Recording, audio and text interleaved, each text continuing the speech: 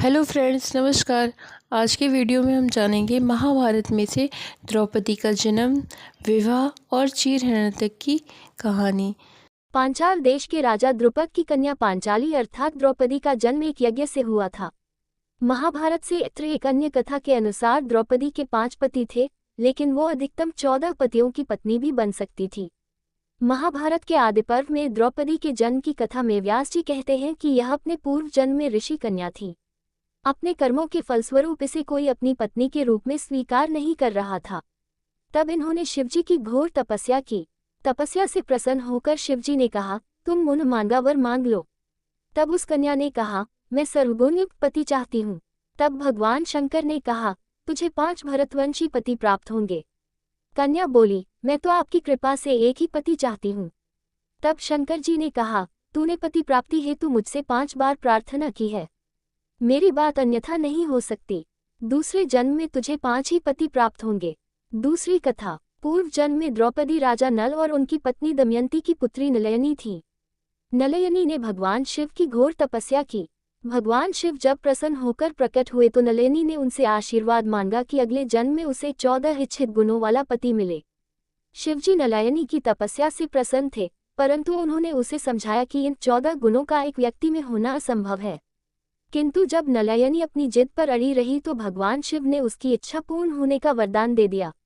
इस वरदान में 14 गुणों से संपन्न अधिकतम 14 पति होना और प्रतिदिन सुबह स्नान के बाद पुनः कुंवारी होना भी शामिल था। इस प्रकार द्रौपदी भी पंचकन्या में एक बन गईं। नलयनी का पुनर्जन्म द्रौपदी के रूप में हुआ। द्रौपदी के इच्छित 14 गुण 5 पांडवों में थे। युधिष्ठिर धर्म के ज्ञानी थे। भीम 1000 हाथियों की शक्ति से पूर्ण थे। अर्जुन अद्भुत योद्धा और वीर पुरुष थे। सहदेव उत्कृष्ट ज्ञानी थे व नकुल कामदेव के समान सुंदर थे। द्रौपदी महाभारत के अनुसार पांचाल देश के राजा द्रुपद की पुत्री थी। वह पंचकन्याओं में से एक थी जिन्हें चिरकुमारी कहा जाता था। कृष्णेय, यज्ञसेनी, महाभारती, सैरंध्री, पांचाली, अग्निसुता आदि अन्य नामों से भी विख्यात थी। वह पांडु पुत्रों युधिष्ठिर, भीम, अर्जुन, नकुल, सहदेव की भार्या हुई। द्रौपदी महाभारत के अनुसार पांचाल देश के राजा द्रुपद की पुत्री थी। वह पंचकन्याओं में से एक थी जिन्हें चिरकुमारी कहा जाता था। कृष्णेय, यज्ञसेनी, महाभारती, सैरंध्री, पांचाली, अग्निसुता आदि अन्य नामों से भी विख्यात थी। वह पांडु पुत्रों युधिष्ठिर, भीम, अर्जुन, नकुल, सहदेव की भार्या हुई। विदेशी आक्रांताओं मैक्सिमूला आदि ने भारत की सांस्कृतिक विरासत ज्ञान को नष्ट करने के लिए हमारे पौराणिक इतिहास को अशुद्ध किया। जानबूझकर नष्ट करने के इरादे से अर्थ का अनर्थ लिखा और कुछ विद्वानों ने अज्ञानवश कृष्ण द्वैपायन वेदव्यास के लिखे महाभारत जो जटिल देवनागरी लिपि में लिखी गई थी उसका आधा अधूरा अशुद्ध गलत अनुवाद किया है या गलत चीजें नवीन संस्करणों में जोड़ दी हैं। पांचलिया या काम्पिया राज्य वर्तमान फर्रुखाबाद उत्तर प्रदेश के राजा द्रुपद की एक नहीं बल्कि 5 पुत्रियां थीं, जिनके नाम अलग अलग थे। राजा द्रुपद की पुत्रियां होने के कारण उन सभी को द्रौपदी कहा गया। जिसका स्वयंवर था उसका नाम माधवी प्रगति असली द्रौपदी था। स्वयंवर में अर्जुन ने इन्हीं से विवाह किया था और अन्य 4 पुत्रियों का विवाह उसी स्वयंवर में पांडवों से हुआ था। सुथानु, युधिष्ठिर की पत्नी क्षमयुक्तना, भीम की पत्नी प्रगति, अर्जुन की पत्नी प्रिंता, नकुल की पत्नी सुमित्रा, सहदेव की पत्नी युधिष्ठिर, भीम, नकुल, सहदेव से हुआ था। अर्जुन की पत्नी माधवी द्रौपदी का ही चीरहरण हुआ था, जिसके कारण महाभारत युद्ध हुआ था। पूर्वजन्म। द्रौपदी पूर्वजन्म में मुद्गल ऋषि की पत्नी थी। उनका नाम मुद्गलनी इंद्रसेना था। उनके पति की अल्पायु में मृत्यु उपरांत उसने पति पाने की कामना से तपस्या की। भगवान शंकर ने प्रसन्न होकर उसे वर देने की इच्छा की।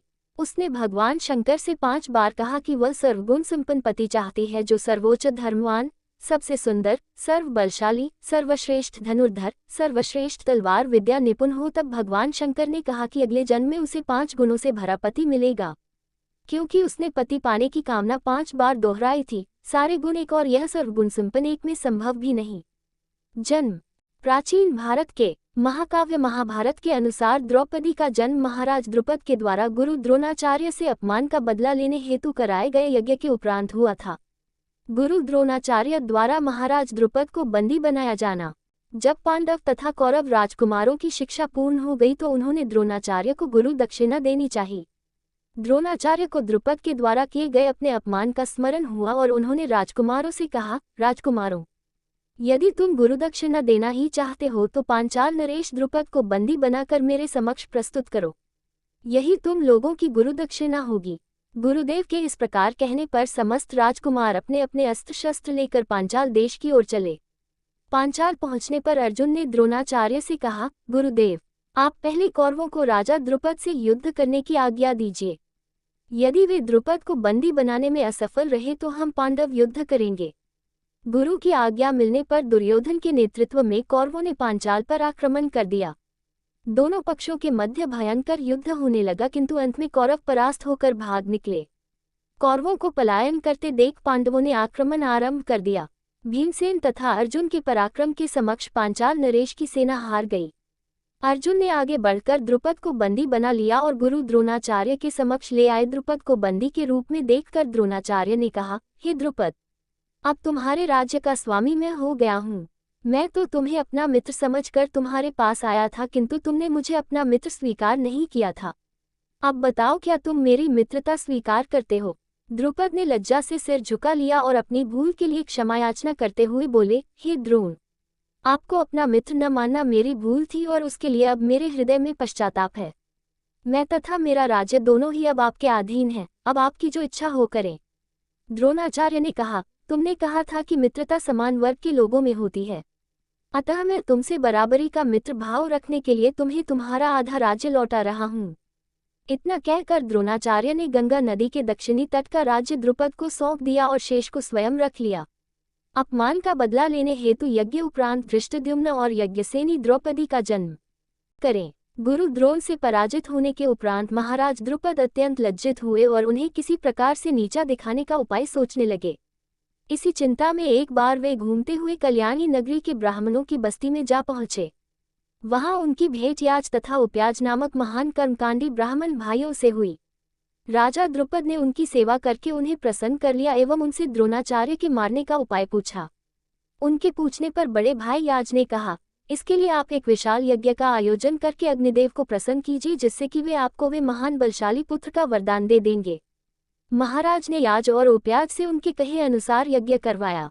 यज्ञ के उपरांत एक पुत्र का जन्म हुआ जो संपूर्ण आयुध एवं कवच कुंडल से युक्त था, और एक जुड़वा कन्या उत्पन्न हुई जिसके नेत्र खिले हुए कमल के समान देदीप्यमान थे। वह चंद्रमा के समान वक्र थी तथा उस सुंदर तेजस्वी अग्निपुत्री तेजस्वी कन्या का वर्ण थोड़ा श्यामल था। बालक का नाम धृष्टद्युम्न एवं बालिका का नाम द्रौपदी रखा गया। यज्ञ द्वारा उत्पन्न होने पर द्रौपदी यज्ञसेनी भी कहलाए। विवाह द्रौपदी के स्वयंवर की शर्त बहुत कठोर थी, जिसे कोई भी नहीं तोड़ सका। कर्ण जो अंग देश का राजा था वो ये प्रतियोगिता जीत सकता था, पर उसे अवसर नहीं दिया गया। अंत में अर्जुन ने ये शर्त जीती। शर्त जीतने के उपरांत कौरवों और उपस्थित राजाओं ने पांडवों को द्रौपदी को ले जाने से रोकना चाहा, जिसका सभी पांडवों ने डटकर सामना किया, जिसके फलस्वरूप वे द्रौपदी को ले जाने में सफल रहे। द्रौपदी सहित कुटिया पहुंचने पर जब पांडवों ने बाहर से ही कहा कि माता देखो हम क्या लाए हैं, तो बिन देखे ही कुंती ने कहा कि जो लाए हो आपस में बांट लो। माता की आज्ञा का निरादर नहीं करना चाहते थे, परंतु उन्हें एहसास था कि ऐसा करना ठीक नहीं होगा। परिणाम स्वरूप कुंती ने द्रौपदी को पांचों पांडवों में से एक को चुनने के लिए कहा। द्रौपदी ने युधिष्ठिर को चुना। पाणिग्रहण संस्कार के लिए जब कुंती समेत पांडवों ने पांचाल नरेश द्रुपद के पास जाकर सारा वृतांत सुनाया, तब ऋषि ने द्रौपदी के पूर्व जन्म की कथा सुनाई, जिसके उपरांत द्रुपद ने औपचारिक रूप से पांचों पांडवों के साथ द्रौपदी का पाणिग्रहण संस्कार संपन्न किया।